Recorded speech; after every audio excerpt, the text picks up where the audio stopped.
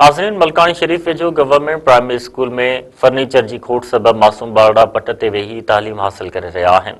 उन हवाले सां ॾिसूं था मेहरान टीवी जे रिपोर्टर फैसल रहमान आराई जी रिपोर्ट। जी बिल्कुल, हिन वक्त मौजूद आहियां मलकानी शरीफ भरिसां गवर्नमेंट प्राइमरी स्कूल ॻोठ फज़ल वाडो में, जिते प्राइमरी स्कूल की बिल्डिंग ज़बून हाली जो शिकार है। स्कूल में फर्नीचर की खोट सबब जेके मासूम ॿारड़ा आहिनि उहे पट ते वेही करे तालीम हासिल करण ते मजबूर आहिनि। इन हवाले सां असां सां गॾु उस्ताद, कुछ ॻोठाणा ऐं शागिर्द मौजूद आहिनि। उन्हनि सां ॻाल्हि ॿोल कंदासीं, उन्हनि जो छा चवणु आहे। ये स्कूल असांजो जेको आहे जीपीएस फज़ल वाडो तलकोट नबागो ज़िलो बदीन है, यूसी मलकानी शरीफ है। ही 2010 में जेको इन जी बरसात आई, बोर्ड जेका मां बोर्ड आई हुई उन में तबाह थी वियो। छित मुकबिल जी किरी पई हुई। असां मिली ॻोठणनि पंहिंजी मदद पाण तहत जेको छित इन जी ठाही आहे ऐं बच्चा उन में पढ़नि पिया। तक़रीबन 150 जे लॻभॻि बच्चा आहिनि असांजा। ऐं असां काफ़ी दफ़ा कोशिशि कई आहे त बिल्डिंग ठही वञे।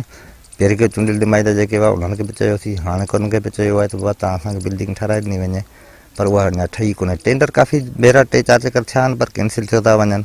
पोइ उनजो कारण छा आहे उहो ख़ुदा खे ख़बर आहे। असीं गवर्नमेंट खे अपील करियूं था त 2013 जे एक्ट मुताबिक़, सिंध जे एक्ट मुताबिक़ त असांखे बच्चनि जी तइलीम जेका आहे उहा फ्री ऐं मयारी ॾिनी वञे।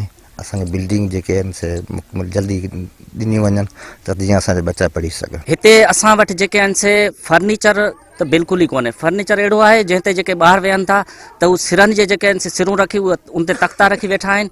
ऐं हेठि जेके आहिनि सही जेको बिल्डिंग जेके तव्हांखे ॾिसण में अचे पई उहा बिल्डिंग जेको आहे सो सफ़ा ज़बून हालत में आहे।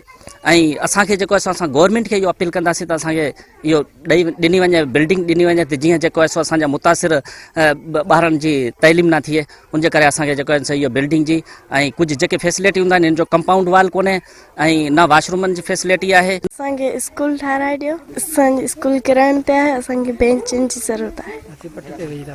असीं पट ते वेही था पढ़ूं। ऐं असांजे बिल्डिंग ॾियो, असांखे बिल्डिंग ॾियो ऐं फर्नीचर ॾियो